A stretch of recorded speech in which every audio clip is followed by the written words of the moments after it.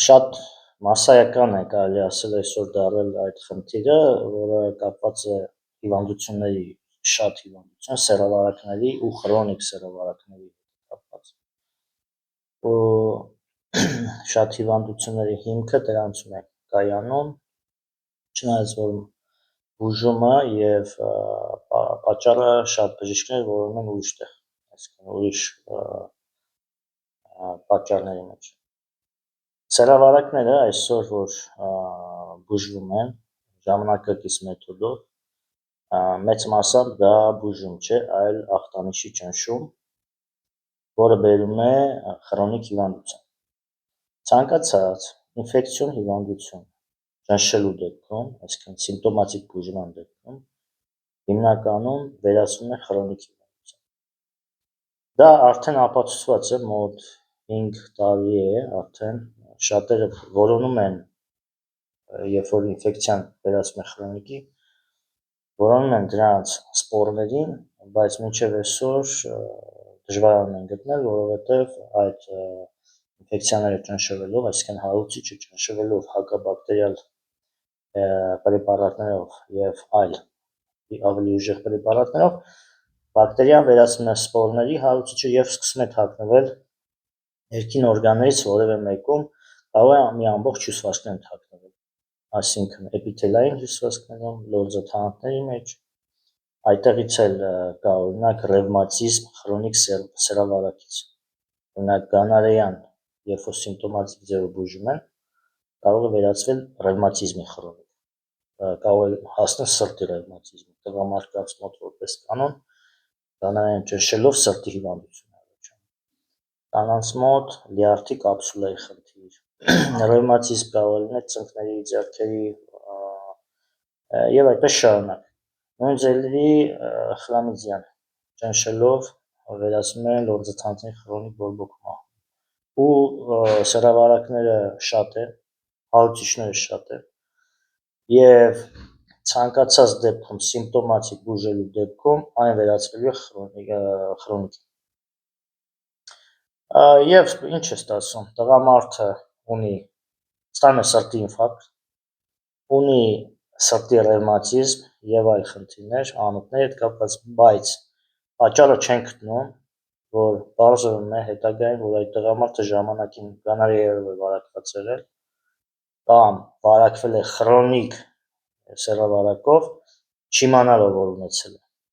դա էլ է լինում, այսինքն սուր հիվանդությունը ախտանիշներ ունի, քրոնիկը չէ, սեռավարակը քրոնիկ ֆորմայով, քրոնիկ ձևով կարող է փոխանցվել մեկ ուրիշի։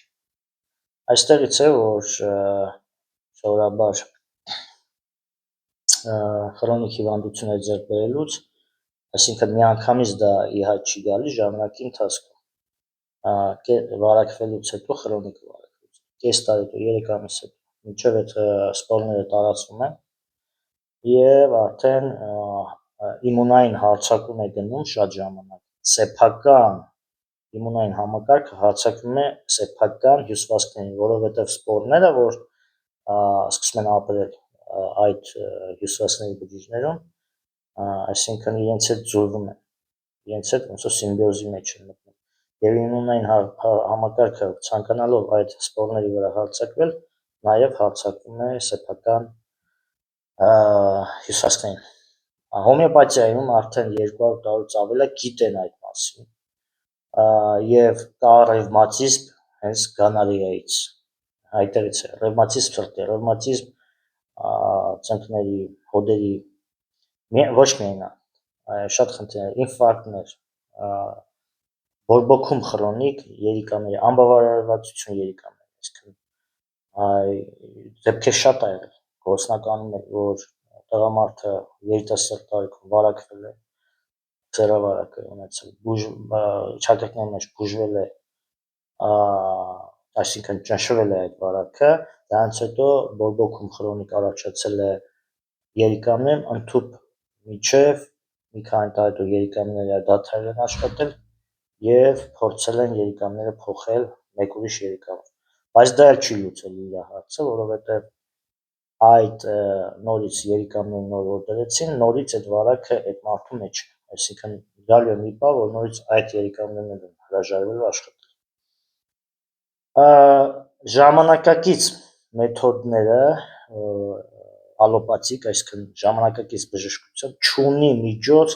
քրոնիկ սեռավարակը բուժելու համար, բայց պետք է նաև նշել, որ այն մարդը, ով իր սխալը չի տեսնում, իր ճանապարհը չի ուղղում, այսինքն իր կյանքը չի ուղղում, քրոնիկ սեռավարակից չի կարող ազատվել վերջնական։ Պետք է հիվանդության պատճառը գտնելուց հետո պատճառը հեռացվի, այսինքն սովորությունները փոխվի, կյանքի որակ, կյանքի ձևը փոխվի, վերանայի իր կյանքը, միայն դրանից հետո հոմեոպաթիկ միջոցները կարողանում են շատ դեպքերում օգնել, բայց դա էլ կապված է, թե ինչքան ժամանակ է դա այդ մարդու մեջ, եթե 20 տարի 30 արդեն շատ դժվար է լինում բուժել, եւ դա վերափոխվում է քրոնիկ ձևով երեխաներին, այսինքն եթե ծնողները վարակված քրոնիկ սեռավարակ ունեն, մեծ մասամբ իրենց երեխաները ծնվելուց այդ ձեռք են բերում, այսինքն վերցնում են իրենց ծնողներից, իրանք էլ չեն իմանում, որ այդպիսի խնդիր ունեն, երեխան ծնվում է բրոնխիտով ասթմատիկ, այսինքն կամ քրոնիկ բրոնխիտ կամ ասթմա, տարբեր ճիշտ է, մի քիչ ֆորմաները տարբեր են, բայց միտքը ընդհանուրն է, այսինքն լորձաթանթին քրոնիկ բորբոքումով են, երեխաներ կծնվում են աշկերը անդադ հասցեն, այսինքն անդադ արտադրություն կա, չեն կարող հասկանալ պատճառը ինչու է կա։ Նաև անպտղությունն է դրա պատճառներից մեկը,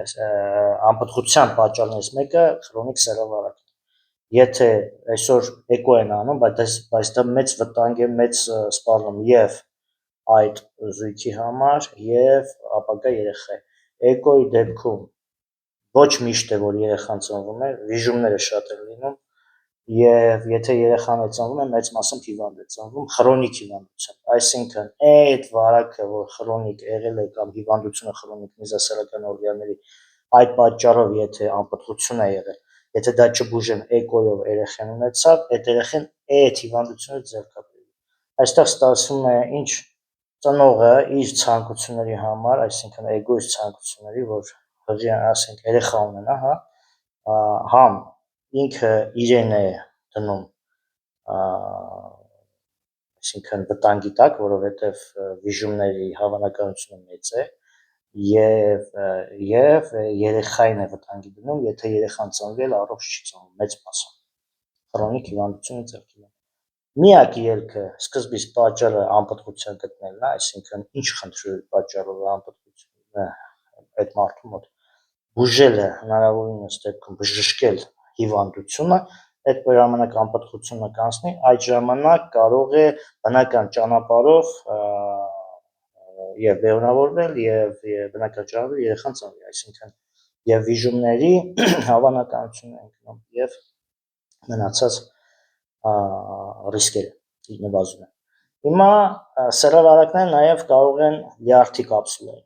վահանաձև գեղձի հետ կապված, լինում է լորձաթանթների խնդիրներ, քրոնիկ բորբոքում, թուրք տղամարդկանց մոտ շատ է դեպքեր, սեռավարակը եթե ճնշվում է, այսինքն սուր հիվանդության դեպքում, երբ որ արտադրություն կար, ճնշվեց, մի քանի տարի հետո 3-5 թուրք է առաջանում, այսինքն վարակը տարածվում է փոքր կոնքի օրգաններում, այդ թվում աղիների լորձաթանթ եւ միակ բուժումը հետընթաց բացելն է հիվանդությունը, միակ բուժումը, որը հոմեոպաթիան է զբաղվում, ժամանակակից բժշկությունը չունի մեթոդ այդ քրոնիկ հիվանդությունները բուժելու համար, չկա այդպիսի մեթոդ, լինում է շատ դեպքերում ամենամեծ սխալը անում են, երբ որ կրկնվում է, այսինքն սեռավարակը ճնշում են, սուր վարակը, արտադրությունը կար, ճնշեցի, մի տարի կորում արտադրություն, այսինքն թույնը սկսում է ներսը արտադրել մարդու, հետո նորից բախտը այդ մարդու բերում է, որ նորից արտադրությունը հետ է գալիս, այսինքն թույնը որ դուրս նորից են ճնշում, այդ ժամանակ ավելի դժվար է լինում բուժել, քան մինչև այդ։ Եվ նույնը վերաբերվում է եւ կանանց, եւ տղամարդկանց, եւ երեխաներն է լինում է երկրորդ, երրորդ սերունդը, նույնիսկ այդ քրոնիկ հիվանդությունը վերցնում է, այսինքն ժառանգություն ստանում է իրենց ծնողների եւ անզգուշության պատճառով եւ իրենց երեխայի ապագա երեխայի առողջության մասին չհոգալու պատճառով, որովհետև դիտակից մարդը սկզբից առողջությունը ձեռք կբերի, կառողջանա, հետո նոր կմտածի ապագա երեխաների մասին։ Հիմնականում պատճառները ճնշելն է, այսինքն սուր քրոնիկ վարակները, ընդհանրապես ուրիշ խնդիրներ են, օրինակ ինֆեկցիոն թոքերի հետ կապված, օրինակ պնևմանիան, չնայած այդտեղ լինում է բակտերիալ եւ վիրուսային, ցանկացած դեպքում ճնշելու դեպքում մեծ մասամբ այն վերածվում է քրոնիկի, բայց միզասեռական օրգանների հիվանդությունները ավելի այդտեղի բակտերիաները ավելի որոշ բակտերիաները ավելի դիմացկուն են նույն հակաբիոտիկներին եւ իմունային համակարգին, այդ թվում սիֆիլիս կա քրոնիկ գանարիա, քրոնիկ սիֆիլիսը շատերի մոտ կա։ Երբ որ սիֆիլիսը հակաբիոտիկներ ճնշում է, վերածվում է քրոնիկի։ Ու սկսում է ներքին օրգաններից որևէ մեկը սկսել քայքայվել, մաշկի կողմից ինչ-որ փոփոխություն։ Հետո ավելի է բարդ ու վերջնական արդյունքը ավելի ծանր է։ Այսինքն ինչ-որ ժամանակ տարեկետում շահեց մարդը, բայց քրոնիկ հոգնածություն, տարբեր տեսակի քրոնիկ հիվանդություններ, այդ թվում ինֆարկտներ, արյան զեղումներ, երիկամների լուրջ հիվանդություններ, լյարդի կապսուլայի հիվանդություններ, այսպիսի հիվանդություններ լինում են նույն սեռավարակների պատճառով։ Առողջ եղեք։